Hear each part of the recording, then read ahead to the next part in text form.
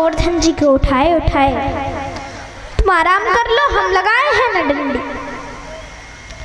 जब सभी नहीं माने ग्वाल बाल, सभी ब्रजवासी नहीं माने, तो कन्हैया ने अपनी उंगली को थोड़ा सा ढीला किया, और जैसे थोड़ा सा ढीला किया तो चट करके सभी की डंडियां टूट गईं। चट करके सभी की डंडियां टूट गईं। सभी ब्रजवासी बोले, अरे लाला साथ। कन्हैया ने फिर से अच्छे से उंगली लगा ली, बोले क्यों, क्या हो गया, समझ गए? बोले सखा बोले एक बात बताओ कन्हैया, तेरे अंदर इतनी शक्ति कहाँ पे आई? वही माखन हम खावे, वही माखन तू खावे, फिर तेरे अंदर इतनी शक्ति कहाँ पे आई? कन्हैया बोले मैं भगवान हूँ। बोले तू भगवान है, तूने ऐसे कुछ कार्य कियो कि हम मान ले तू भगवान है? तो भगवान कन्हैया बोले मैंने बड़े बड़े राक्षसों को मारा, पूतना को मारा, सकटासुर को मारा, तृणावर्त को मारा। बोले उसमें 10 डंडा तो हमने भी मारे, तो क्या हम भी भगवान हो गए? मरे मरान में 10 डंडा तो हमने भी मारे, तो हम भी भगवान हो गए का? बोले नहीं, बता तेरे अंदर इतनी शक्ति कहाँ से आई? कन्हैया मन में सोचने लगी, कह रहा हूँ भगवान मानते नहीं, क्या करूं? कन्हैया बोले सुनना है तो सुनो। कछु माखन को बल बढ़्यो, कछु गोपन करी सहाय। श्री राधा जी की कृपा से मैंने गिरवर लियो उठाए। बोले कछु माखन को बल बढ़्यो, कुछ तो मैंने जो हम सब ने माखन खाया, कुछ उस माखन का बल बढ़ा, और कछु गोपन करी सहाय, कुछ आपकी शक्ति। एक सखा बोलो अच्छा कन्हैया, पहले तू माखन चोरी करे, पहले तू माखन चुरावे, बाकी बात चीर वस्त्र चुरावे, अब तू शक्तियों को भी चुराने लग गया है लाला, ऐसा उधम करे तू? सुखदेव जी महाराज से परीक्षित जी बोले, महाराज वस्त्रों को भगवान कन्हैया ने गोपियों के वस्त्रों को चुराया, वो कैसे? विस्तार से बताइए। सुखदेव जी बोले राजन, कार्तिक मास में, कार्तिक के महीने में सभी गोपियां कहाँ जाती थी? कार्तिक स्नान करने यमुना जी। सुबह ब्रह्म मुहूर्त में जग करके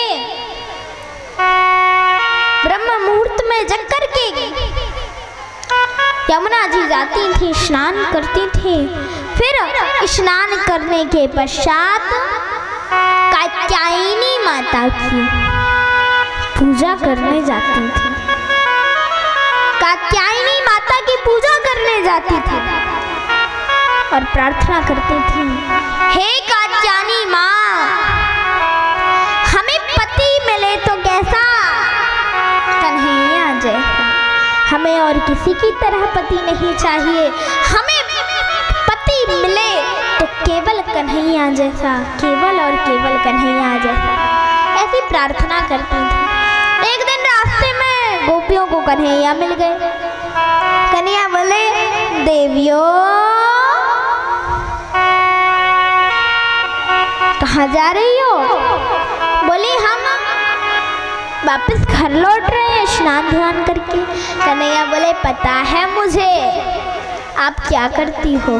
सुबह ब्रह्म मुहूर्त में उठ करके आप जाती हो यमुना स्नान करने। यमुना जी स्नान करके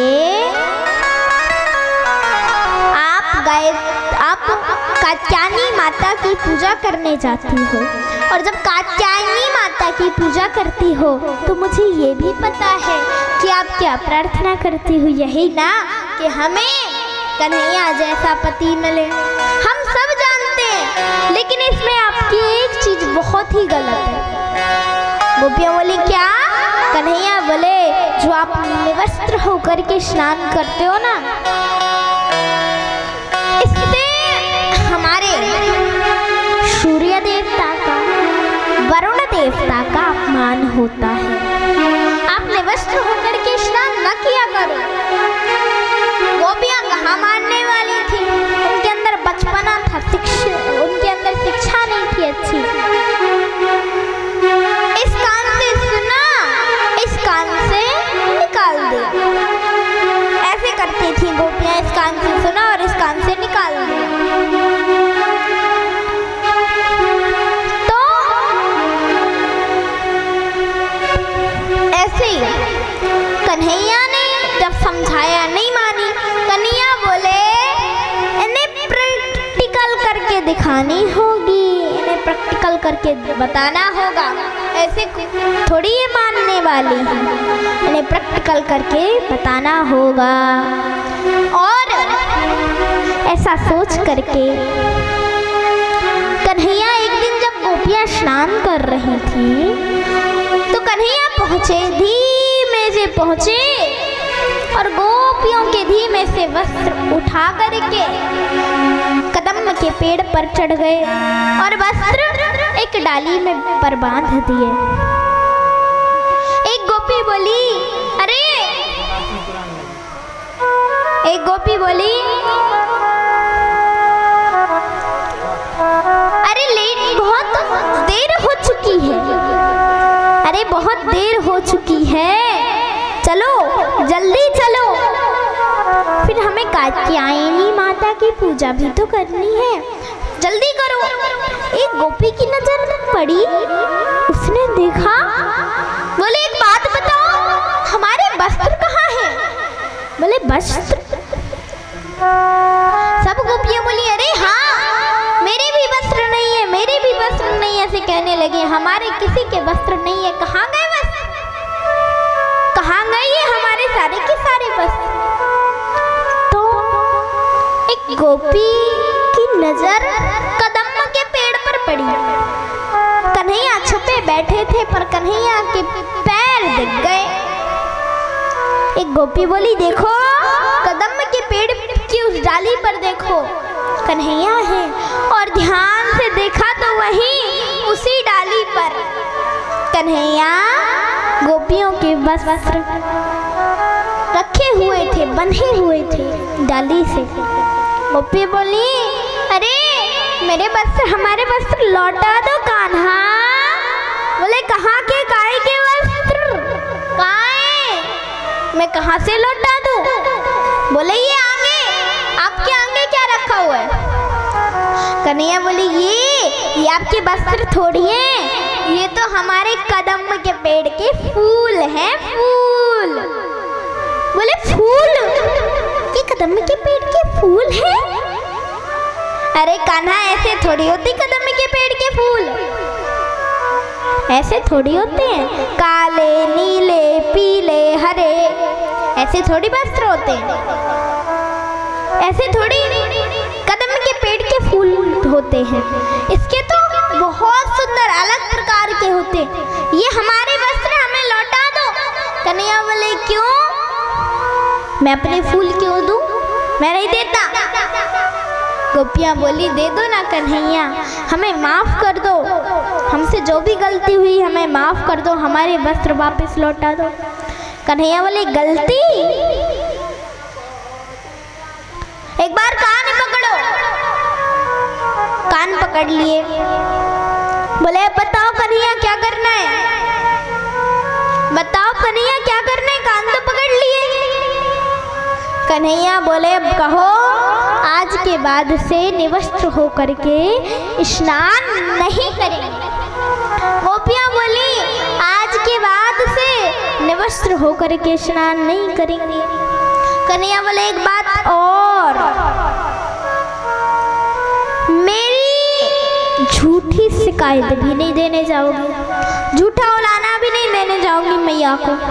बोले हाँ नहीं जाएंगे, आपका झूठा उलाना देने नहीं जाएंगे मैया के पास, माफ कर दो, अगली बार से ऐसा नहीं करेंगे, हमारे वस्त्र लौटा दो। कन्हैया बोले ऐसा तो तुमने कह दिया, लेकिन कल से फिर से ये ना करने लगना, मैं तुम्हारे वस्त्र लौटा रहा हूँ, लेकिन तुम एक एक करके बाहर आओ और अपने अपने वस्त्र लेके जाओ। बोले एक एक करके बाहर आए और वस्त्र लेके जाए, लेकिन एक गोपी बोली लेकिन कुछ नहीं, ये तो भगवान हैं, ये तो परम पिता हैं, परमेश्वर हैं, कोई बात नहीं। एक एक करके आई और गोपियां अपने अपने वस्त्र लेकर के गई। देखो सुखदेव जी बोले राजन, देखो राजन, कन्हैया थे ब्रह्मा, गोपियां थी जीव और वस्त्र थे अज्ञान।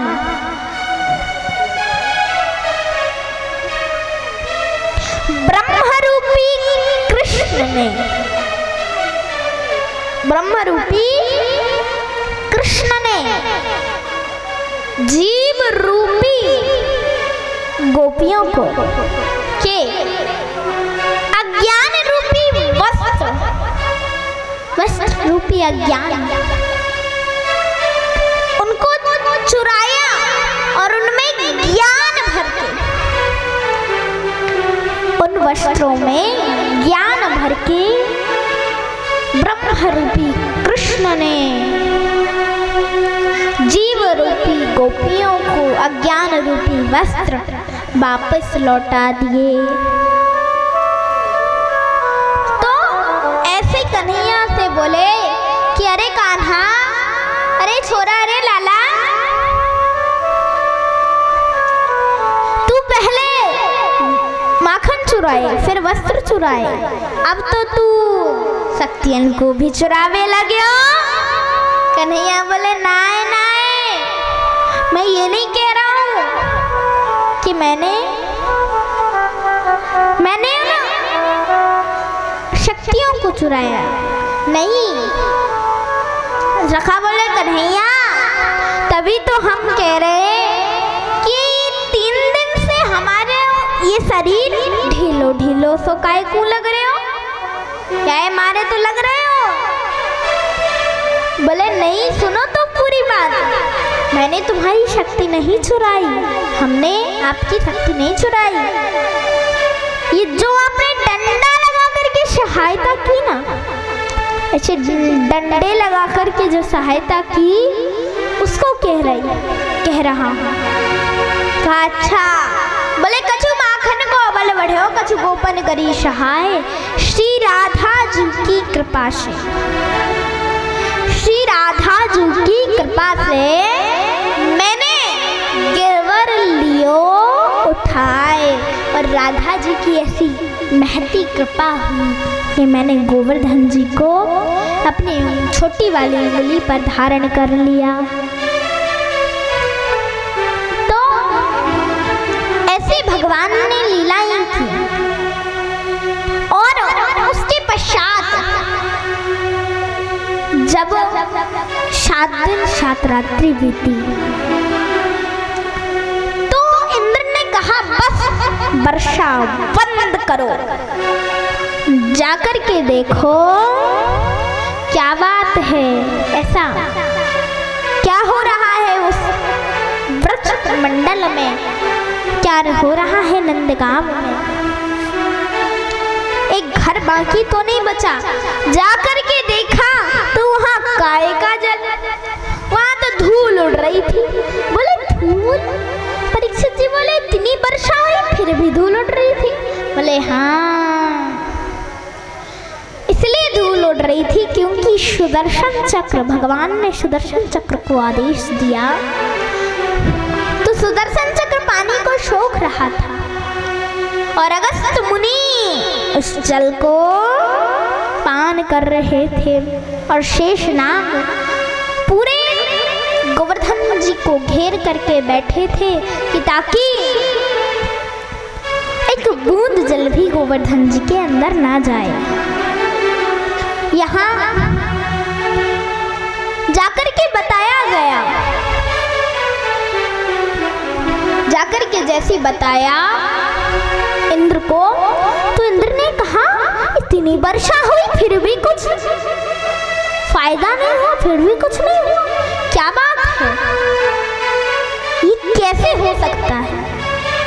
तब नारद जी आए, नारद जी ने सारी बात बताई। इंद्र का अभिमान चूर चूर हुआ और इंद्र भगवान के चरणों में जाकर के गिर पड़ा, भगवान से क्षमा मांगी, माफी मांगी। भगवान ने इंद्र को माफ कर दिया। कहा इंद्र को माफ कर दिया। एक बात बताइए महाराज, कहा महाराज एक बात बताइए, मुझे एक बात समझ में नहीं आ रही। भगवान ने अपने पुत्र ब्रह्मा को क्षमा नहीं किया, लेकिन इंद्र को क्षमा कैसे कर दिया। कहा देखो, जब ब्रह्मा जी कन्हैया के मित्रों को ले गए थे ब्रह्मलोक, तब भगवान ने ब्रह्मा जी ने माफी मांगी थी, तो क्षमा क्यों नहीं किया ब्रह्मा जी को। कहा ब्रह्मा जी को क्षमा इसलिए नहीं किया क्योंकि ब्रह्मा जी ने जो कार्य किया था, ब्रह्मा जी ने जो काम किया था, वो कन्हैया से कन्हैया के मित्रों को, कन्हैया के मित्रों को, कन्हैया के सखाओं को दूर करने का काम किया था। लेकिन इंद्र ने जो कार्य किया था, इंद्र ने जो काम किया था, वह काम कैसा कार्य था। वो कन्हैया को और सभी सखाओं को 7 दिन 7 रात्रि एक साथ रहने का, मिलाने का काम किया था। इसलिए प्रभु ने इंद्र को माफ कर दिया, पर ब्रह्मा जी को माफ नहीं किया। बोलो कृष्ण कन्हैया लाल की जय हो, राधा रानी सरकार की जय हो। श्री राधा।